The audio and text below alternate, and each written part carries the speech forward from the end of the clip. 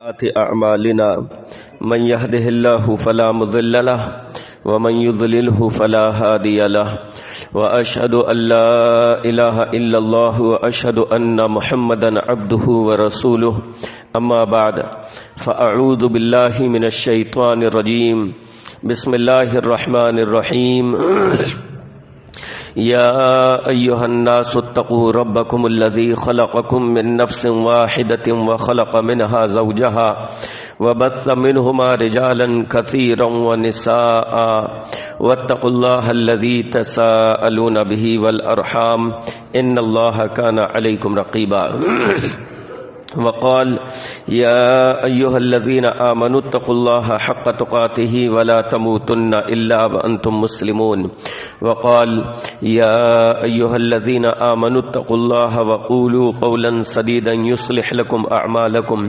ويغفر لكم ذنوبكم ومن يطع الله ورسوله فقد فاز فوزا عظيما۔ تمام قسم کی حمد و ثنا، کبریائی تعریف و توصیف اللہ رب العزت کے لیے ہے، اور انگنت بے انتہا بے شمار درود و سلام نازل ہو سید المرسلین رحمت للعالمین جناب محمد الرسول اللہ صلی اللہ علیہ وسلم پر۔ اللہم صلی علی محمد وعلی آل محمد کما صلیت علی ابراہیم وعلی آل ابراہیم انک حمید مجید۔ اللہم بارک علی محمد وعلی آل محمد کما بارکت علی ابراہیم وعلی آل ابراہیم انک حمید مجید۔ محترم حضرات و خواتین، آج کے خطبے کا موضوع ہے انسان پر شیطانی حملے۔ شیطان انسان کا ازلی اور ابدی دشمن ہے۔ حضرت انسان سے اس کی دشمنی کی تاریخ بہت پرانی ہے۔ جب اللہ رب العالمین نے حضرت آدم علیہ السلام کو وجود بخشا، تبھی سے ابلیس انسان کا، حضرت آدم علیہ السلام کا، ان کے اولاد کا دشمن بنا ہوا ہے۔ اس کی تاریخ بہت پرانی ہے۔ اللہ رب العالمین نے جب حضرت آدم علیہ السلام کو پیدا فرمایا، حضرت آدم علیہ السلام سے پہلے فرشتوں کا وجود تھا، فرشتوں کو اللہ پیدا فرما چکا تھا، ابلیس کو بھی پیدا فرما چکا تھا۔ ابلیس بھی تھا جو کہ جنوں میں سے ہے، گویا جنوں کا وجود بھی پہلے سے تھا۔ ابلیس اپنی عبادت کی بدولت، اللہ رب العالمین کی عبادت کی بدولت فرشتوں کے ساتھ رہا کرتا تھا۔ اللہ نے حضرت آدم علیہ السلام کو پیدا کیا تو اللہ نے حضرت آدم کو علم سے نوازا، اور ان کی برتری ثابت کرنے کے لیے کہ یہ کوئی معمولی نہیں ہے، ان کی تخلیق کو، ان کے وجود کو، ان کی نسل کو فرشتے یا جنات معمولی نہ سمجھیں۔ اللہ تعالیٰ نے حکم دیا کہ ان کو سجدہ کرو۔ یہ سجدہ کیسا تھا؟ عبادت والا سجدہ نہیں تھا، بلکہ تعظیمی سجدہ تھا، جو اللہ رب العالمین نے پہلے ایک جو ہے اس کو جائز رکھا تھا، جہاں پر اللہ حکم دے اس حد تک عبادت والا نہیں، تعظیمی سجدہ۔ اور امت محمدیہ صلی اللہ علیہ وسلم کے لیے اللہ رب العالمین نے ہر طرح کا سجدہ حرام کر دیا کہ اب تم کسی کو سجدہ نہیں کر سکتے، چاہے تعظیمی ہو یا عبادت والا ہو، سجدہ صرف اللہ کے لیے ہے۔ بہرحال اس وقت اللہ رب العالمین نے روا رکھا تھا، اللہ نے ہی حکم دیا، تو سارے کے سارے فرشتوں نے اللہ رب العالمین کی اطاعت کی، اللہ کی بات مانی۔ لیکن ابلیس نے اللہ کی بات ماننے سے انکار کر دیا۔ دیکھیں ابلیس کی حضرت آدم سے ازلی دشمنی کی تاریخ کہاں سے شروع ہوتی ہے؟ ماننے سے انکار کر دیا اللہ کا حکم کہ حضرت آدم کے تعلق سے آپ کا جو حکم ہے ہمارے لیے میں وہ نہیں کروں گا۔ اللہ نے فرمایا ما منعک ان تسجد ما منعک اللہ تسجد اذ امرتک، اے ابلیس جب میں نے حکم دیا تو تجھے سجدہ کرنے سے کس چیز نے روک دیا؟ حکم میرا ہے تو تجھے سجدہ کرنے سے کس چیز نے روک دیا؟ اس نے کہا اللہ انا خیر منہ، میں اس سے بہتر ہوں۔ گویا کہ ابلیس کی انسان سے دشمنی جو ہے وہ حسد کی بنیاد پر ہے، تکبر اور گھمنڈ کی بنیاد پر ہے۔ تکبر اور گھمنڈ یہ کہ میں اس سے بہتر ہوں، حسد یہ کہ تو نے مجھے کیوں حکم دیا کہ میں اس کے سامنے جھک جاؤں، میں اس کا احترام بجا لاؤں، یہ تو درست نہیں ہے۔ تو اس نے کیا کہا؟ انا خیر منہ، میں اس سے بہتر ہوں۔ خلقتنی من نار وخلقتہ من طین، تو نے مجھے آگ سے پیدا کیا ہے، اس کو تو نے خاک سے پیدا کیا ہے۔ آگ کی صفت یہ ہے کہ وہ اوپر کو اٹھتی ہے، اس کے شعلے اوپر کو اٹھتے ہیں۔ خاک کی صفت یہ ہے کہ وہ نیچے کو بیٹھتی ہے، لہذا یہ خاک سے پیدا ہے، میں آگ سے پیدا ہوں، لہذا میں اس سے اعلیٰ ہوں، میں اس سے افضل ہوں، میں اس سے بہتر ہوں، لہذا میں اس کا احترام نہیں کر سکتا، میں اس کے سامنے نہیں جھک سکتا۔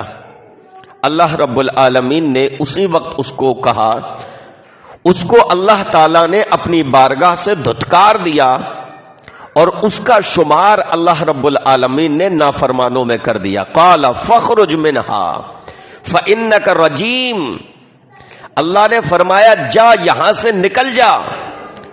ابلیس کو جو مقام و مرتبہ حاصل تھا اللہ کی قربت کا، فرشتوں کی صحبت کا، ابلیس کو جو مقام و مرتبہ حاصل تھا فرشتوں کی صحبت کا، فرشتوں کے ساتھ رہنے کا، اللہ رب العالمین نے اپنی خصوصی محفل سے، اپنی خصوصی اس محفل سے اس کو دھتکار دیا اور فرمایا فخرج منہا فإنک رجیم، بے شک تو مردود ہے، یہاں سے نکل جا، بے شک تو مردود ہے۔ اب ابلیس نے یہ دیکھا کہ مجھے اللہ رب العالمین نے اپنی بارگاہ سے دھتکار دیا ہے، اور دھتکارا کس وجہ سے گیا ہوں؟ اس آدم کی وجہ سے، تو وہیں سے ابلیس جو ہے انسان کا دشمن بن گیا، وہیں سے اس کے دل میں انسان کے لیے حسد کے شعلے بھڑک اٹھے، اور اس نے یہ ارادہ کر لیا کہ میں اس کو بہکاؤں گا، اور نہ صرف اس کو بہکاؤں گا بلکہ اس کی جو نسلیں ہوں گی میں ان کو بھی بہکاؤں گا۔ لہذا اس نے اللہ رب العالمین سے عرض کیا، قال رب فانظرنی الی یوم یبعثون قال فانک من المنظرین الی یوم الوقت المعلوم، کہا اللہ مجھے روز محشر تک کے لیے مہلت دے دے، جس دن لوگوں کو اٹھایا جائے گا تب تک کے لیے، یعنی رہتی دنیا تک کے لیے تو مجھے مہلت دے، اللہ مجھے تو مہلت دے دے۔ یعنی مہلت کس بات کی مانگی؟ اس بات کی کہ اللہ تو تب تک میری گرفت نہیں فرمائے گا، مجھے عذاب میں مبتلا نہیں کرے گا، مجھے چھوٹ دے دے کہ میں انسان کو جس طریقے سے بہکانا چاہوں بہکاؤں، میں اپنے معاملات میں آزاد ہو جاؤں۔ اللہ نے فرمایا جا تجھے مہلت ہے، تجھے ایک مقررہ وقت تک، تجھے ایک خاص وقت تک کے لیے ہم نے تجھے مہلت دے دی، تیری یہ آرزو اور تیری یہ تمنا بھی پوری کر دی۔ اب ابلیس نے کہا قال رب بما اغویتنی لأزینن لہم فی الارض ولأغوینہم اجمعین، اے میرے رب میں تیری عزت کی قسم ہے، تیرے جاہو جلال کی قسم ہے، میں ان کو بہکاؤں گا، میں ان کے لیے معاصی کے ارتکاب کو خوبصورت بنا کر پیش کروں گا، گناہوں کو ان کے لیے خوبصورت بنا کر پیش کروں گا، مزین کر کے پیش کروں گا، اور میں ان کو سارے کے سارے لوگوں کو بہکانے کی کوشش کروں گا، ان کو راہ راست سے بھٹکاؤں گا۔ جو تیرے مخلص بندے ہیں وہ تو میرے دام فریب سے بچ سکتے ہیں، لیکن اکثریت کو میں بہکا لے جاؤں گا اور اپنے دام فریب میں پھنسا لے جاؤں گا۔ البتہ تیرے جو مخلص بندے ہیں، جن پر تیری خاص عنایت ہے، تیرا خاص لطف ہوگا، تیری مہربانی ہوگی، وہ میرے چنگل سے، میرے جال سے بچ سکتے ہیں۔ تو ابلیس نے وہیں پر ارادہ کر لیا، پختہ ارادہ کر لیا، اللہ رب العالمین کے جاہو جلال کی قسم کھا لی کہ میں انسان کو بہکاؤں گا۔ ثم لآتینہم من بین ایدیہم ومن خلفہم وعن ایمانہم وعن شمائلہم ولا تجد اکثرہم شاکرین۔ ارادہ دیکھیے کیا کیا، کن الفاظ میں اظہار کیا، اللہ میں ان کو بہکانے کے لیے ان کے سامنے سے آؤں گا، ان کے پیچھے سے ان پر وار کروں گا، ان کے دائیں سے ان پر حملہ کروں گا، ان کے بائیں سے ان پر حملہ کروں گا۔ گویا کو انسان کو بہکانے کے لیے، راہ راست سے بھٹکانے کے لیے، توحید میں بھٹکانے کے لیے، معاصی میں مبتلا کرنے کے لیے میں ہر طریقے سے ان کو بہکانے کی کوشش کروں گا اور اس پر چوطرفہ حملہ کروں گا، کبھی دائیں سے، کبھی بائیں سے، کبھی آگے سے، کبھی پیچھے سے، مختلف انداز میں انسان کو بہکانے کی کوشش کروں گا۔ تو شیطان کے انسان پر حملے یہ شروع سے جاری ہے اور اس نے پختہ ارادہ کیا ہوا ہے اور قیامت تک وہ انسان کو بہکانے کی کوشش کرتا رہے گا۔ اچھا، ایک اور سوال یہاں پر، کیا ابلیس اکیلا ہے؟ اتنے انسانوں کو، اتنے لوگوں کو وہ اکیلا بہکاتا ہے؟ نہیں میرے بھائیوں، ابلیس کا بھی لاؤ لشکر ہے، اس کی بھی فوج ہے، اس کے چیلے چپاٹے ہیں، اور ابلیس کا لاؤ لشکر انسانوں میں سے بھی ہے، جنات میں سے بھی ہے۔ جنات تو اس کی اپنی نسل وہ ہو گئی، جنات اسی میں قوم میں سے ہے، اسی کی ذریت کہہ لیجئے، نسل کہہ لیجئے، یا اسی کی نسل میں سے کہہ لیجئے جنات، اور انسانوں میں بھی اس کے لاؤ لشکر ہیں۔ الذی یوسوس فی صدور الناس من الجنۃ والناس، جو لوگوں کے سینوں میں وسوسے پیدا کرتے ہیں، وسوسے ڈالتے ہیں، من الجنۃ والناس، وہ جنات میں سے بھی ہیں اور انسانوں میں سے بھی۔ انسانوں میں سے بھی ایسے لوگ ملیں گے جو اولاد آدم کو گمراہ کریں گے، انسانوں میں بھی ایسے لوگ ملیں گے جو اولاد آدم کو راہ راست سے بھٹکانے کی کوشش کریں گے۔ اور جب ہم نگاہ ڈالتے ہیں اس دنیا پر تو پتہ چلتا ہے بے شک انسانوں میں سے بھی ایسے افراد موجود ہیں جو ابلیس کے لاؤ لشکر کا کام کر رہے ہیں، جو ابلیس کے اشارے پر چل رہے ہیں۔ ان کا کام ہے لوگوں کو دہریہ بنانا، ان کا کام ہے لوگوں کو لامذہب بنانا، ان کا کام ہے لوگوں کو شرک میں مبتلا کرنا، ان کا کام ہے لوگوں کو گمراہی میں مبتلا کرنا، ان کا کام ہے لوگوں سے کفر کروانا، ان کا کام ہے لوگوں کو منہج سلف سے بھٹکانا، ان کا کام ہے لوگوں کو قرآن و سنت کی پیروی سے بھٹکانا، ان کا کام ہے لوگوں کو صحابہ اکرام کے تعلق سے مشکوک کرنا، ان کا کام ہے لوگوں کو بے حیائی اور فحاشی میں مبتلا کرنا، ان کا کام ہے لوگوں کو معاصی میں مبتلا کرنا۔ تو اس طریقے کے کروڑوں اور اربوں انسان جو ہیں، جو اولاد آدم ہی کو یعنی اپنے بھائیوں ہی کو، انسانوں ہی کو راہ راست سے بھٹکانے کی کوشش کرتے ہیں، ان کو دہریہ لامذہب بنانے کی کوشش کرتے ہیں کہ خدا کوئی چیز نہیں ہے، یا ان کو کفر میں مبتلا کرنے کی کوشش کرتے ہیں، یا ان کو شرک میں مبتلا کرنے کی کوشش کرتے ہیں، یا ان کو گناہوں میں اور معاصی میں مبتلا کرنے کی کوشش کرتے ہیں، یا ان کو قرآن و سنت کی پیروی سے ہٹانے کی کوشش کرتے ہیں، یا ان کو صحابہ اکرام کے تعلق سے مشکوک کرنے کی کوشش کرتے ہیں، ہیں یا ان کو کسی بھی طریقے سے اللہ اور رسول کی راہ سے ہٹاتے ہیں، وہ کس کا کام کر رہے ہیں؟ ابلیس کے لشکر کا، لاؤ لشکر کا کام کر رہے ہیں۔ من الجنت والناس، جنات میں سے بھی ہیں اور انسانوں میں سے بھی ہیں۔ کروڑوں اربوں لوگ ایسے مل جائیں گے کہ جو اپنے جیسے دوسرے انسانوں کو راہ راست سے بھٹکا رہے ہیں۔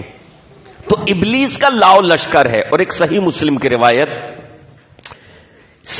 کی روایت حضرت جابر رضی اللہ عنہ فرماتے ہیں، عن جابر رضی اللہ عنہ قال قال رسول اللہ صلی اللہ علیہ وسلم ان ابلیس یضع عرشہ علی الماء، ابلیس جو ہے وہ اپنے تخت کو پانی پر بچھاتا ہے، ثم یبعث سرایاہ، پھر اپنے لاؤ لشکر کو بھیجتا ہے، روانہ کرتا ہے۔ کس لیے روانہ کرتا ہے؟ بہکانے کے لیے، جاؤ لوگوں کو گمراہ کرو۔ تو ابلیس کا باقاعدہ لاؤ لشکر ہے، اس کی باقاعدہ فوج ہے، اس کے باقاعدہ چیلے چپاٹے ہیں جو اس کے حکم کی تعمیل کرتے ہیں، جو اس کی بات مانتے ہیں، جو اس کے راستے پر لوگوں کو چلانے کی کوشش کرتے ہیں، جو جہنم کی طرف لوگوں کو کھینچتے ہیں، وہ لوگ، ان کا کام ہے لوگوں کو بہکانا۔ تو اللہ کے نبی علیہ الصلوۃ والسلام نے فرمایا ابلیس پانی پر اپنا تخت بچھاتا ہے اور پھر وہاں سے اپنے لاؤ لشکر کو، اپنے چیلے چپاٹوں کو بھیجتا ہے، یہ لوگ بہکانے کے لیے۔ اور دیکھیے ابلیس باقاعدہ اس کے لیے پھر میٹنگ کرتا ہے، مجلس کرتا ہے۔ جب اس کے چیلے چپاٹے بہکانے کے لیے نکلتے ہیں تو ان کی باقاعدہ پھر وہ کلاس لیتا ہے، فیڈ بیک لیتا ہے، کس نے کس طریقے سے بہکایا، آج تم نے کتنے لوگوں کو گمراہ کیا۔ اس سے آپ اندازہ لگا سکتے ہیں کہ ابلیس انسان پر اپنے حملے کرنے کے لیے، انسان کو اپنے ہتھ کنڈوں میں لانے کے لیے کس قدر سنجیدہ اور سیریس ہے، اپنے کام پر کس طرح مضبوطی سے لگا ہوا ہے، کس قدر وہ ڈٹا ہوا ہے کہ مجھے حضرت انسان کو زیادہ سے زیادہ جہنم میں لے کر جانا ہے، راہ راست سے اسے بھٹکانا ہے۔ آپ اس کا اندازہ اس بات سے لگا سکتے ہیں کہ وہ باقاعدہ میٹنگ کرتا ہے۔ ایک آتا ہے اس کا چیلا چپاٹا اور آ کر کہتا ہے، یجیء احدہم فیقول، آ کر وہ کہتا ہے فعلت کذا و کذا، میں نے اس طریقے سے فلاں کو گمراہ کر دیا، میں نے اس طریقے سے فلاں کو گمراہ کیا۔ تو وہ کہتا ہے ابلیس ما صنعتا شیئا، کوئی خاص کام نہیں کیا تم نے۔ ایسا کیوں کہتا ہے؟ تاکہ یہ اگلی بار زیادہ مستعدی سے، زیادہ مضبوطی سے بہکانے پر لگ جائیں کہ یار کوئی بڑا کام کرو، زیادہ گناہ میں مبتلا کرواؤ، تاکہ ہمارا آقا ابلیس وہ ہمیں اچھی طرح سے شاباشی دے۔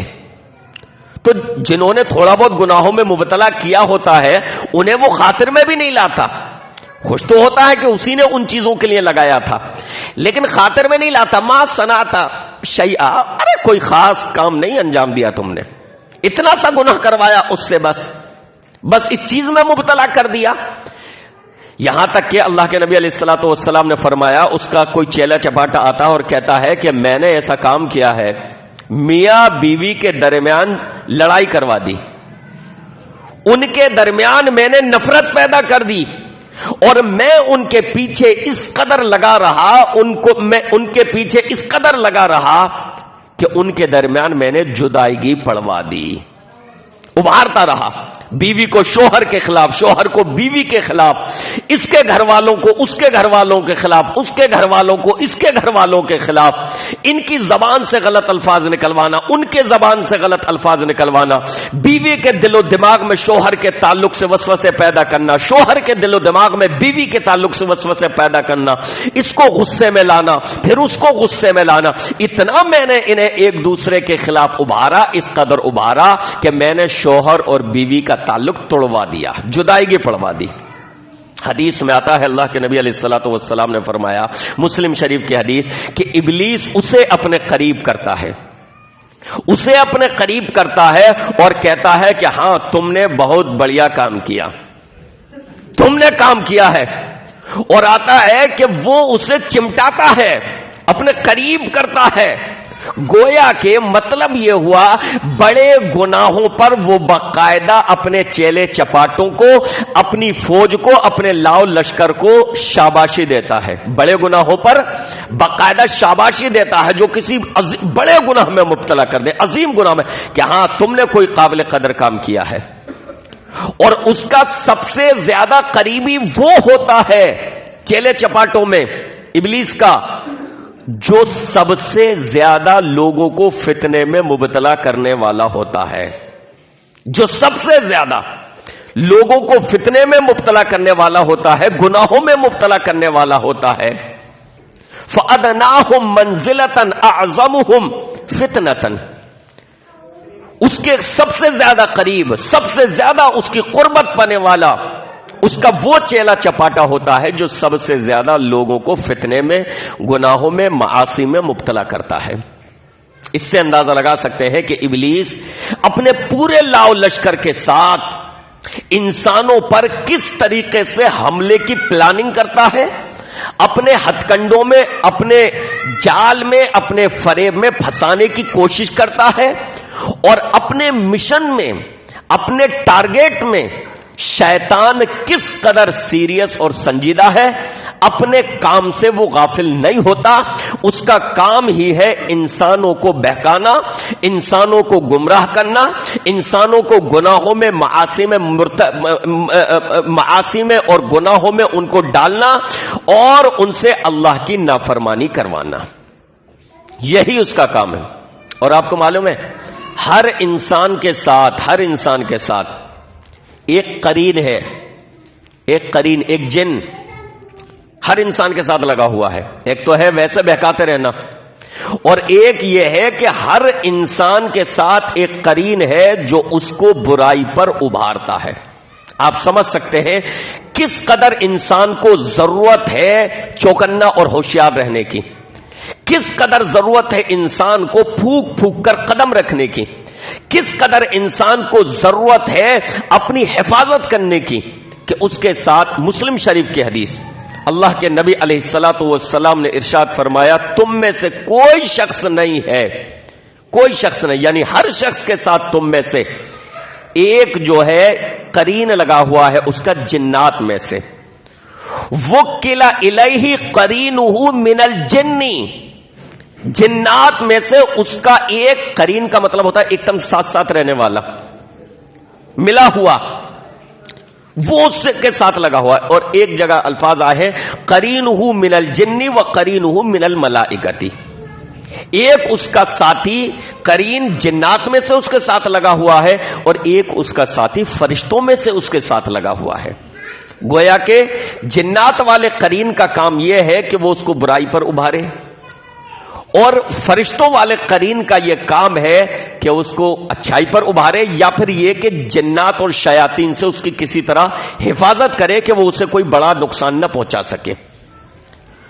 تو مسلم شریف کی ہی روایت میں ایک جگہ قرینہ من الجن کے الفاظ اور ایک جگہ قرینہ من الجن و قرینہ من الملائکۃ، فرشتوں میں سے بھی ایک قرین ہے اس کا اور جنات میں سے بھی ایک قرین ہے اس کا.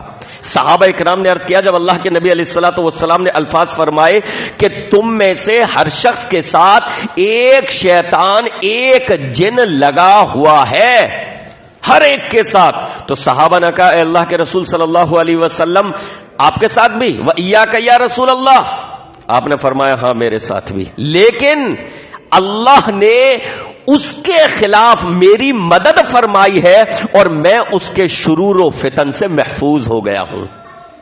میرے ساتھ بھی ہے، لیکن اللہ نے، کیونکہ پیارے نبی علیہ الصلوۃ والسلام کا مقام و مرتبہ الگ ہے، وہ مقام و مرتبہ ہما شما کو تو نہیں مل سکتا نا، ہما شما کو تو نہیں مل سکتا نا، ہر ایک کو تو وہ سویدھائیں، وہ سہولیات نہیں مل سکتی نا.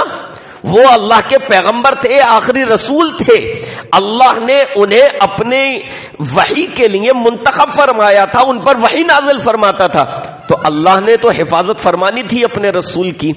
شیاطین کی چال سے، جنات کی چال سے اللہ کو حفاظت فرمانی تھی، اللہ کے پیغمبر تھے، تو اللہ رب العالمین نے اپنے رسول کی حفاظت فرمائی. پیارے نبی علیہ الصلوۃ والسلام نے فرمایا میرے ساتھ بھی لگا ہوا ہے، لیکن اس کے خلاف اللہ نے میری مدد فرمائی ہے، لہذا میں اس کی شرارتوں سے محفوظ ہو گیا ہوں۔ تو ہر ایک کے ساتھ ایک ابلیس، ایک شیطان، ایک جن اس کا قرین بنا ہوا ہے، اس کا ساتھی بنا ہوا ہے جو اس پر حملہ کرتا ہے۔ اس سے میرے بھائیوں اور بہنوں ہمیں اور آپ کو سمجھنا چاہیے کہ ہمیں اور آپ کو کس قدر چوکنا اور ہوشیار رہنے کی ضرورت ہے۔ ایک اور چیز، یہ تو ہو گیا ہر ایک کے ساتھ لگا رہتا ہے اور وہ موقع کی طاق میں رہتا ہے۔ شیاطین جتنے ہیں وہ انسانوں کو بہکانے کی طاق میں رہتے ہیں۔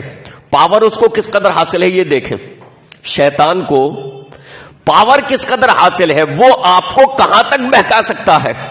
پاور اس کو اس قدر حاصل ہے کہ انسان کے خون میں بھی گردش کر سکتا ہے، انسان کی باڈی میں خون کی طرح گردش کر کے گویا کہ اس کے دل و دماغ پر اثر ڈال سکتا ہے۔ اللہ کے کسی بھی طریقے سے وسوسے ڈال کے، وسوسے پیدا کر کے، دل میں وسوسے پیدا کر کے، گناہوں پر ابھار کر، کسی بھی طریقے سے بدزنی پیدا کر کے، جو بھی اس کی کے حیلے اور طریقے ہوں، لیکن اس کو یہ پاور حاصل ہے اس قدر، سوچو کہ دل میں وسوسے پیدا کر دے، دل میں وسوسے پیدا کر دے اور خون کی طرح جسم میں گردش کر جائے۔ اللہ کے نبی علیہ الصلوۃ والسلام اعتکاف میں تھے، آپ علیہ الصلوۃ والسلام کی ایک بیوی حضرت صفیہ رضی اللہ عنہا فرماتی ہیں میں اللہ کے نبی علیہ الصلوۃ والسلام کی زیارت کرنے کے لیے آئی، آپ علیہ الصلوۃ والسلام سے ملاقات کی۔ اعتکاف کی حالت میں کوئی شخص اعتکاف میں بیٹھتا ہے تو اس کی بیوی اس سے بات چیت کرنے کے لیے، گفتگو کرنے کے لیے کسی ضرورت سے آ سکتی ہے، کوئی حرج کی بات نہیں ہے، 5-10 منٹ کے لیے جو بھی مناسب وقت ہو۔ تو حضرت صفیہ اپنے شوہر جناب محمد رسول اللہ صلی اللہ علیہ وسلم سے اعتکاف کی حالت میں زیارت کرنے کے لیے آپ کی آئیں۔ جب واپس جانے لگیں تو اللہ کے نبی علیہ الصلوۃ والسلام ان کو گھر تک چھوڑنے کے لیے اٹھے۔ یہ بھی مسئلہ ہے، اعتکاف کی حالت میں مسجد سے باہر نہیں نکلا جا سکتا، لیکن کوئی ایسا ضروری کام جس کے بغیر چارہ نہ ہو، بہت ہی اہم کام، اس کے لیے بوقت ضرورت بس نکلا جا سکتا ہے، عام نہیں۔ مثال کے طور پر ڈاکٹر کے جانے کی ضرورت ہے، ڈاکٹر آ نہیں سکتا، یہاں پر اب علاج کی ضرورت ہے، بیمار ہے، تو اس طرح کا معاملہ، یا اب بیوی آئی ہے، بیوی اکیلی بھیجنا رات کے وقت مناسب نہیں ہے، بہتر نہیں ہے، اس کو چھوڑنے کے لیے، بچہ بھی نہیں ہے پاس کے اس کے ساتھ چلی جائے، کوئی ایسی مجبوری، تو اللہ کے نبی علیہ الصلوۃ والسلام اپنی بیوی کو حضرت صفیہ کو چھوڑنے کے لیے یوں نکلے تو سامنے سے 2 صحابی آ رہے تھے، پاس میں سے 2 صحابی آئے اور اللہ کے نبی علیہ الصلوۃ والسلام کے پاس سے تیزی سے گزر گئے۔ جیسے ہوتا ہے نا کہ آپ یوں کر کے جا رہے ہیں اپنی فیملی کے ساتھ، تو کوئی آتا ہے محلے کا تو وہ احتیاطاً احتراماً کہ بھئی آپ اپنی بیوی کے ساتھ ہیں، تو اس وجہ سے اپنے تیز قدموں سے برابر سے نکل جاتا ہے تیزی سے۔ اس ٹائم ایسا تھوڑی نہ کہ رک کر بات چیت کرے گا آپ سے، آپ کی فیملی ساتھ ہے۔ تو اللہ کے نبی علیہ الصلوۃ والسلام اپنی بیوی کے ساتھ جا رہے، 2 صحابی آئے پیچھے کی طرف سے اور وہ تیزی سے اپنے آگے کو گزر گئے۔ اللہ کے نبی علیہ الصلوۃ والسلام نے انہیں روکا، کہا رکو، اور کہا یہ میرے ساتھ جو ہے یہ خاتون، یہ میری بیوی صفیہ ہے، وضاحت کی۔ صحابی نے کہا اللہ کے رسول آپ کے تعلق سے ہم کسی بدگمانی میں تھوڑی مبتلا ہوں گے، یعنی اس صفائی کی ضرورت نہیں ہے، ہم کوئی بدگمانی میں آپ کے تعلق سے کسی اور کے تعلق سے بدگمانی میں مبتلا ہو جائیں الگ بات ہے، کسی اور کے تعلق سے ہم سوچ سکتے ہیں، آپ کے تعلق سے ہم کچھ سوچیں گے کیا آپ کے ساتھ کوئی اور خاتون بھی ہو سکتی ہے؟ کہ اللہ کے رسول کیا ضرورت ہے اس وضاحت کی، آپ کے تعلق سے ہم بدگمانی میں۔ کہا ٹھیک ہے تمہاری بات، لیکن میں نے ضروری سمجھا کہ میں وضاحت کر دوں، کیونکہ شیطان جو ہے وہ انسان کے جسم میں خون کی طرح گردش کرتا ہے، وہ کہیں میں نے سوچا کہیں ایسا نہ ہو تمہارے دل و دماغ میں کوئی وسوسہ ڈال دے کہ اللہ کے رسول پتہ نہیں کس عورت کے ساتھ جا رہے۔ تو آپ علیہ الصلوۃ والسلام نے روک کر انہیں وضاحت کی کہ سنو تیز قدموں سے نکل لو، لیکن رکو ذرا، ایک بات سنتے جاؤ، یہ میرے ساتھ جو ہے یہ میری بیوی ہے صفیہ ہے، اور میں وضاحت اس لیے کر رہا ہوں کیونکہ شیطان انسان کے جسم میں خون کی طرح گردش کرتا ہے، لہذا مجھے خوف ہوا کہ کہیں ایسا نہ ہو کہ وہ تمہارے دل میں وسوسہ پیدا کر دے میرے تعلق سے۔ لیکن بہرحال صحابہ کرام کو تو ایسی کوئی بدگمانی تھی ہی نہیں. لیکن اس حدیث سے یہ پتا چلا کہ شیطان انسان کے جسم میں خون کی طرح گردش کرتا ہے. آپ اندازہ لگائیں کس قدر اسے پاور ملی ہوئی ہے. تو ہمیں اور آپ کو کس قدر ہوشیار اور چوکنا رہنے کی ضرورت ہے, اپنے آپ کو کس قدر بچانے کی ضرورت ہے. اور معلوم ہے شیطان جب انسان پر حملہ کرتا ہے, اس کو بہکاتا ہے, تو کس طریقے سے؟ اس طریقے سے وہ آپ کو بہکائے گا, اس طریقے سے اپنے دام فریب میں پھنسائے گا کہ آپ سمجھ بھی نہیں پائیں گے, اور اس کے بنے ہوئے حسین جال میں بڑی آرام سے پھنس جائیں گے. اتنے آرام سے اللہ رب العالمین نے حضرت آدم کو, ان کی بیوی کو جنت میں داخل کر دیا. جاؤ جنت میں رہو سہو, عیش و آرام کرو, جہاں سے چاہو کھاؤ پیو. انہیں بہشت کا لباس پہنایا, جنتی لباس, اور جہاں سے چاہو کھاؤ پیو. لیکن دیکھو ایک یہ درخت ہے, اس درخت کے قریب مت جانا, تم اس سے نہیں کھانا ہے تمہیں. اللہ رب العالمین نے آزمائش کے لیے ان پر یہ پابندی لگا دی, تمہیں اس درخت کے قریب نہیں جانا ہے. اب ابلیس نے یہ دیکھا کہ آدم اور ان کی بیوی کو اس درخت کے قریب جانے سے اللہ نے منع کیا ہے, لہذا اس نے اپنا ٹارگیٹ بنا لیا کہ آدم اور ان کی بیوی کو اسی درخت سے چکھانا ہے, کھلانا ہے کسی طریقے سے. مشن دیکھیں اس کا, حملہ دیکھیں. اللہ نے جس چیز سے روکا ہے وہ کروانا ہے, یہ مشن ہے اس کا شروع سے. اللہ نے جس چیز سے روکا ہے, لہذا انسانوں, میرے بھائیوں بہنوں, یاد رکھو آج بھی ابلیس, آج بھی شیاطین یہی چاہتے ہیں کہ اللہ نے ہمیں جن چیزوں سے روکا ہے ہمیں وہ ان چیزوں میں مبتلا کر دیں.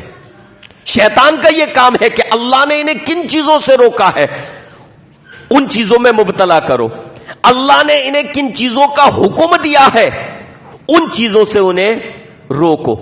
اس کا کام ہے اپوزٹ سائڈ چلنا. اللہ نے جس چیز کا حکم دیا اس سے روکو, یہ نہیں کرنا ہے. اللہ نے جس چیز سے منع کیا اس میں مبتلا کرنا ہے کہ ہاں یہ کرنا ہے. تو ابلیس نے دیکھا منع کس چیز سے کیا ہے, اس درخت کے قریب جانے سے, اس سے کھانے سے منع کیا ہے. لہٰذا ابلیس نے کسی اور درخت کی طرف نہیں کہا, اور کسی پھل کے لیے نہیں کہا کہ چلو یہ کھا لو, یہ کھا لو, وہ کر لو, وہ کر لو. نہیں, اسے معلوم تھا اللہ نے ان چیزوں سے روکا ہی نہیں ہے, تو میں کیوں روکوں؟ اس میں مبتلا کر کے مجھے کون سا بینیفٹ ہوگا؟ میرا بینیفٹ تو اس میں ہے کہ میں اس سے نافرمانی کرواؤں. تو اللہ نے روکا ہے اس درخت سے, تو اس نے اپنا ٹارگیٹ بنا لیا کہ اس سے کھلانا ہے. اب ابلیس جو ہے حضرت آدم علیہ السلام کے پاس, ان کی بیوی کے پاس آیا اور ان کے دل میں یہ وسوسہ پیدا کیا, ان سے یہ کہا فوسوس الیہ الشیطان قال یا آدم هل ادلک علی شجرۃ الخلد وملک لا یبلی. کہا تمہیں ایک چیز بتاؤں, ایک ایسا درخت کہ جس سے اگر کھا لو گے تو تمہیں دائمی زندگی نصیب ہو جائے گی, یا ہمیشہ کے لیے جنتی بن جاؤ گے. دونوں مطلب, دائمی زندگی مل جائے گی یا جنت میں ہمیشہ کے لیے, اور ایسی بادشاہت جو کبھی ختم نہیں ہوگی, ایسا مقام تمہیں مل جائے گا. ایسا بتاؤں کس اس میں آیا؟ خوبصورت چہرے کے ساتھ, گناہ کو, نافرمانی کو مزین کر کے لایا کہ درخت کو کھانا ہے. یہ نہیں کہا کہ رب نے منع کیا ہے تو کھا لو, نافرمانی ہے یہ کر لو, ایسے نہیں, بلکہ اس کو کس طریقے سے, حسین لبادے میں, کہ اس سے کھاؤ گے تو ہمیشہ کے لیے جنتی بن جاؤ گے, ہمیشگی تمہیں مل جائے گی, اسے کھاؤ گے تو ایسا رتبہ مل جائے گا کہ کبھی ختم نہیں ہوگا. بلکہ ایک جگہ آیا قرآن مجید میں کہ اس نے کہا کہ تمہارے رب نے اسی لیے منع کیا ہے اس درخت سے کھانے کے لیے کیونکہ اس میں ایسی تاثیر ہے کہ اس کو کھاؤ گے تو فرشتے بن جاؤ گے اور ہمیشہ کے لیے جنتی بن جاؤ گے, بس اس لیے روکا ہے, لہذا تم کھا لو. تو حضرت آدم علیہ السلام نے, ان کی بیوی نے اس درخت سے چکھ لیا, اور جب چکھنا تھا تو ان کے اوپر جو جنتی لباس تھا بہشتی وہ اتر گیا, اور پھر یہ درخت کے پتوں سے اپنے جسم کو چھپانے لگے. اور اللہ رب العالمین نے تنبیہ فرمائی کہ آدم میں نے تو منع کیا تھا لیکن تم یہ کر گزرے, تم نے اس درخت سے کھا لیا. اب یہاں پر ایک چیز اور دیکھیں, ابلیس نے بہکایا حضرت آدم کو، حضرت آدم اس کے بہکاوے میں آ گئے. یہ ہے انسانی فطرت، یہ ہے انسانی فطرت کہ وہ بہکاوے میں آ گئے. فنسیا ولم نجد لہو عزما. اللہ فرماتا میں نے ان سے عہد و پیمان تو لیا تھا، وَلَقَدْ عَهِدْنَا إِلَىٰ آدَمَ مِن قَبْلُ فَنَسِيَ وَلَمْ نَجِدْ لَهُ عَزْمًا. میں نے پہلے ہی ان سے عہد و پیمان لیا تھا کہ دیکھو اس درخت سے مت کھانا، لیکن وہ بھول گئے. فَنَسِيَ، یہ ہے انسان کی فطرت، وہ بھول جاتا ہے، وہ بہکاوے میں آ جاتا ہے، پختہ ارادہ اس کا نہیں رہتا، وہ بھول جاتا ہے. تو حضرت آدم علیہ الصلوۃ والسلام اس کے حملے کا شکار ہو گئے. ایک اور چیز، ابلیس اور آدم علیہ الصلوۃ والسلام میں ایک واضح فرق. ابلیس نے جو اللہ کی نافرمانی کی وہ جان بوجھ کر سرکشی کے طور پر اللہ کی نافرمانی کی. حضرت آدم علیہ الصلوۃ والسلام سے جو نافرمانی ہوئی وہ سرکشی کے طور پر نہیں، بلکہ وہ نافرمانی بھول کی وجہ سے تھی، اس کے بہکاوے میں آ گئے. تو انسان اللہ کا بندہ، مخلص بندہ تب تک ہے جب تک وہ اپنے گناہ پر مصر نہ ہو، سرکشی نہ کرے کہ جان بوجھ کر میں تو رب کی نافرمانی کروں گا. ہاں، سستی میں، کاہلی میں، بہکاوے میں آ کر اس سے گناہ ہو گیا تو پھر وہ اللہ سے توبہ کر لے. ایک اور حضرت آدم علیہ الصلوۃ والسلام کا ایک اور وہ دیکھیے آپ کہ حضرت آدم علیہ الصلوۃ والسلام سے بھی غلطی ہوئی، رب کی نافرمانی ہو گئی، ابلیس سے بھی نافرمانی ہوئی، لیکن دونوں میں واضح فرق کیا ہے؟ ابلیس نے نافرمانی کی، وہ اپنی نافرمانی پر ڈٹا رہا، اور حضرت آدم علیہ الصلوۃ والسلام سے اللہ کی نافرمانی سرزد ہو گئی تو انہوں نے فوراً اللہ سے توبہ کر لی. ربنا ظلمنا انفسنا وَإِن لَّمْ تَغْفِرْ لَنَا وَتَرْحَمْنَا لَنَكُونَنَّ مِنَ الْخَاسِرِينَ. جب دنیا میں بھیج دیا وہاں اللہ سے معافی تلافی کی. ربنا ظلمنا انفسنا، اے ہمارے رب ہم نے اپنی جانوں پر بڑا ظلم کیا ہے، بڑا ظلم کیا، یعنی نافرمانی کر کے تیری. اگر تو نے ہماری مغفرت نہ فرمائی، اگر تو نے ہم پر رحم نہ کیا تو ہم گھاٹا اٹھانے والوں میں سے ہو جائیں گے. پتہ یہ چلا گناہوں پر، معاصی پر ڈٹے رہنا، سرکشی کرنا یہ شیطانی فطرت ہے، اور گناہوں پر نادم ہونا، شرمندہ ہونا، توبہ کرنا، استغفار کرنا، اللہ کی طرف رجوع کرنا، یہ اللہ کے اچھے بندوں کی فطرت ہے، نشانی ہے. تو انسانی فطرت ہے کہ وہ شیطان کے بہکاوے میں آ جاتا ہے، لیکن اس کو اس پر سرکشی نہیں کرنا چاہیے، ڈٹے نہیں رہنا چاہیے، بلکہ فوراً اللہ کی طرف رجوع کرے، معافی تلافی کرے، اور اس گناہ کو ہمیشہ کے لیے چھوڑ دے اور آئندہ اس گناہ کو کبھی نہ کرنے کا عزم مصمم کرے. ایک اور چیز، ابلیس انسان پر جب حملہ کرتا ہے نا، اس کے مختلف طریقے ہوتے ہیں، مختلف طریقے. ایک اس کا انداز یہ بھی ہے کہ وہ گناہ کو معمولی بنا کر پیش کرتا ہے. گناہ کو ہوتا ہے نا کہ ہم لوگ گناہوں کو معمولی سمجھتے ہیں کہ کوئی بات ہی نہیں ہے اس میں. یہ ابلیس کا حربہ ہے، یہ شیطانی حملہ ہے، یہ شیطانی چال ہے کہ وہ گناہ کو ہمارے سامنے معمولی بنا کر پیش کرے. آپ جانتے ہیں گناہ کو ہلکا سمجھ لینا یہ بھی خطرناک ہے. حضرت عثمان بن عفان فرماتے ہیں، نسائی شریف کی روایت، موقوف روایت ہے، موقوف کا مطلب صحابی بیان کرتے ہیں، لیکن واقعہ اس طریقے کا ہے کہ صحابی اپنی طرف سے بیان نہیں کر سکتے. اس کا مطلب یہ ہوتا ہے کہ انہوں نے رسول اللہ صلی اللہ علیہ وسلم سے یہ واقعہ سنا ہے.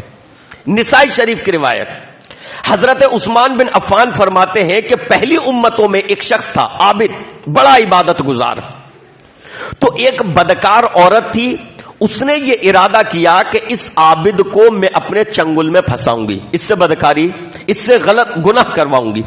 تو اس نے ایک لونڈی کو بھیجا اور کہا کہ عابد سے کہنا کہ ایک چیز کے سلسلے میں آپ سے گواہی لینی ہے، آپ کو گواہی دینی ہے. عابد رضامند ہو گیا کہ چلو یار گواہی تو دینی ہے، گواہی میں صحیح کا ساتھ تو گواہی دینی ہے، کوئی مسئلہ نہیں ہے. عابد آیا، جب اس کے پاس آیا تو وہاں پہنچا تو وہاں پر وہ بدکار عورت تھی، بدکارہ عورت تھی. اور اس نے سارے دروازے بند کر رکھے تھے. اس کے پاس ایک بچہ تھا اور ایک شراب کا پیالہ بھی تھا. جب یہ عابد وہاں پر پہنچا تو اس نے کہا کہ میں نے تمہیں گواہی طلب کرنے کے لیے نہیں بلایا ہے, واللہ ما دعوتک للشہادتی, گواہی کے لیے نہیں بلایا ہے, بلکہ کس لیے میں نے تمہیں یہاں بلایا ہے, اپنا مطلب حاصل کرنے کے لیے. اب تمہارے پاس 3 راستوں میں سے کوئی ایک راستہ ہے, یا تو تم میرے ساتھ غلط حرکت کرو, جو میں چاہتی ہوں وہ کرو, لتقع علی, یا تو یہ کرو, یا پھر یہ کہ یہ بچہ ہے اس کو قتل کرو, یا پھر یہ کہ یہ شراب کا پیالہ ہے اس کو پیو. 3 گناہ ہے, یا تو میرے ساتھ غلط کام کرو, یا پھر اس کو قتل کرو, یا شراب پیو. عابد نے یہ سوچا کہ یہ باقی گناہ بڑے ہیں, یہ شراب پینا چلو چھوٹا گناہ ہے, ایسا کرو یہ پی لیتا ہوں. اس نے سوچا یہ پی لیتا ہوں, یہاں سے جان چھوٹے گی. جبکہ اس کو کوشش یہ کرنی چاہیے تھی کہ ان تینوں گناہوں کو نہ کرے اور کسی طریقے سے وہاں سے نکل جائے. مدد کرنا اللہ کا کام ہے, انسان کا کام ہے کوشش کرنا گناہ سے بچنا. لیکن اس نے شراب پینے کو ہلکا جانا اور کہا شراب پی لیتا ہوں. اس نے شراب پی لی. حدیث میں آتا ہے حضرت عثمان بن عفان کے بیان کردہ واقعے میں کہ شراب کا نشہ اس پر چڑھا, اور جب آپ جانتے ہیں انسان پر شراب کا نشہ چڑھتا ہے وہ اپنے ہوش و حواس کو کھو بیٹھتا ہے. شراب کا نشہ چڑھا, اس نے شراب پی, اس خاتون سے بدکاری بھی کی اور اس بچے کو بھی قتل کیا. تینوں گناہ کر بیٹھا. تو گناہ کو میرے بھائی کبھی بھی معمولی نہ سمجھیں, کبھی بھی. صحابہ اکرام ان گناہوں کو جنہیں ہم معمولی سمجھتے ہیں, ان گناہوں کو بھی صحابہ اکرام ہلاک کر دینے والا گناہ سمجھتے تھے. تو گناہ کو معمولی سمجھنے کا مطلب یہ ہے کہ شیطان کا حملہ ہم پر کارآمد ہو چکا ہے, شیطان کا وار ہم پر درست جگہ پر لگ چکا ہے, اس لیے ہم اس گناہ کو معمولی سمجھ رہے ہیں. تو شیطانی حملوں سے اگر بچنا ہے, شیطان کے وار سے اگر بچنا ہے, اس کے دام فریب سے اگر بچنا ہے, تو گناہ کو بھی معمولی نہ سمجھا جائے. یہ میرے بھائیوں شیطان کے انسان پر حملے اس تعلق سے ایک مختصر سی آپ کے سامنے وضاحت تھی. اللہ رب العالمین سے دعا ہے کہ رب العالمین ہمیں شیطانی حملوں سے محفوظ فرمائے, اور اللہ رب العالمین اپنی اطاعت کے کاموں میں ہمیں لگائے, راہ راست پر چلنے کی اللہ رب العالمین ہمیں توفیق عطا فرمائے. مرتے دم تک رب العالمین کی فرما برداری, پیارے نبی علیہ الصلوۃ والسلام کی پیروی کرنے کی توفیق عطا فرمائے. آمین یا رب العالمین. اس کے علاوہ میرے بھائیوں ایک اعلان کرنا تھا پروگرام کا. خواتین کا جو پروگرام پچھلی مرتبہ رکھا گیا تھا الحمدللہ, جس کا اعلان بھی ہوا تھا, تو وہ پروگرام ہوا تھا الحمدللہ, بہت بہترین اس کا ریسپانس ملا. خواتین بہت آئیں, تقریباً 3 صفوں کے قریب یا اس سے بھی زیادہ اتنی عورتیں آئیں. تو الحمدللہ ریسپانس بہت اچھا ملا, اور خواتین نے جو ہے اس دینی پروگرام میں شرکت کی. تو اس سلسلے کو جو ہے آگے بڑھاتے ہوئے دوسرا پروگرام جو ہے خواتین کا 23 جنوری کو, یعنی اس سوموار کو, سنڈے اس لیے نہیں رکھتے کہ سنڈے میں مرد حضرات چھٹی پہ رہتے ہیں اپنے کاموں سے, تو وہ عورتوں کو بزی رکھتے ہیں کہ پکوڑی بنا لو تو یہ کر لو وہ کر لو, انہیں آنے کی فرصت نہیں ملتی. تو اس لیے یہ سوموار کا دن اس لیے چنا جاتا ہے کہ خواتین آرام سے پروگرام میں شرکت کر سکیں اپنے کاموں سے فارغ ہو کر. تو انشاءاللہ 23 جنوری کو پروگرام ہے, اور ٹائمنگ وہی ہے 2 بجے. تو عورتیں جو ہے 2 بجے تک اپنے کاموں سے جلدی فارغ ہو کر مسجد میں تشریف لے آئیں. خواتین کا کیونکہ ریسپانس اچھا تھا, یعنی بہت زیادہ عورتیں آئی تھیں, تو ان چیزوں کو دیکھتے ہوئے اس بار 2 عالمہ رکھی گئی ہیں. پہلے ایک عالمہ نے تقریر کی تھی, اس بار انشاءاللہ 2 عالمہ ہیں. بلکہ ایک بچی کی بھی تقریر ہے چھوٹی سی 10-15 منٹ کی. طیبہ ایک بچی ہے عبدالجبار بھائی کی صاحبزادی, وہ تقریر کریں گی 10-15 منٹ. اس کے بعد 2 عالمہ ہیں, ایک میری اہلیہ ہے, ایک امام صاحب کی اہلیہ, دونوں عالمہ ہیں الحمدللہ. تو وہ قرآن و حدیث کی روشنی میں انشاءاللہ خواتین کو جو ہے دین کی باتیں سکھائیں گی. تو یہ بھی وضاحت اس لیے کر دی ہے تاکہ عورتیں یہ نہ سمجھیں کہ بھئی ہم پچھلی بار آئے تھے تو ایک ہی تقریر ہوئی تھی اور آدھا گھنٹے میں پروگرام. تو انشاءاللہ اس بار تھوڑا سا صحیح چلے گا, 1-1.25 گھنٹہ انشاءاللہ آپ کو سننے کو ملے گا پروگرام. تو خواتین سے درخواست ہے کہ زیادہ سے زیادہ شرکت کریں. بھئی مردوں کو دینی چیزیں سننے کے مواقع بہت مل جاتے ہیں, بہت زیادہ ہے نا، ادھر ادھر پروگرام میں چلے گئے، کہیں جلسے میں چل گئے، لیکن خواتین کو نہیں مل پاتے، جبکہ مردوں کے ساتھ ساتھ خواتین کی اصلاح بھی انتہائی ضروری ہے۔ مرد جب سدھرتا ہے وہ اکیلا سدھرتا ہے، لیکن ایک خاتون کی اگر اصلاح ہو جاتی ہے، وہ دین کی پابند بن جاتی ہے، تو انشاءاللہ وہ اپنی اولاد کی تربیت بھی اسی نہج پر، اسی طریقے پر کرے گی۔ تو خواتین کی تعلیم و تربیت بھی انتہائی ضروری ہے۔ تو اس بار کا عورتوں کے لیے جو پروگرام ہے وہ 23 جنوری کو پیر کے دن 2 بجے سے انشاءاللہ اسی مسجد میں بیسمنٹ میں رکھا گیا ہے، اور ان کے سامنے قرآن و حدیث کی روشنی میں جو تقریر پیش کرنے والی ہیں وہ عورتیں ہی ہیں، یعنی عالمہ۔ آپ حضرات سے درخواست ہے کہ آپ اس میں خواتین جو ہے شرکت کریں، اور مرد حضرات سے درخواست ہے کہ اپنی بہنوں کو، اپنی بیٹیوں کو، اپنی بیویوں کو، ان سب کو جو ہے اس چیز پر ابھاریں کہ وہ اس پروگرام میں شرکت کریں۔ اللہ رب العالمین سے دعا ہے کہ رب العالمین ہمیں دینی پروگراموں میں شرکت کی توفیق عطا فرمائے، آمین یا رب العالمین۔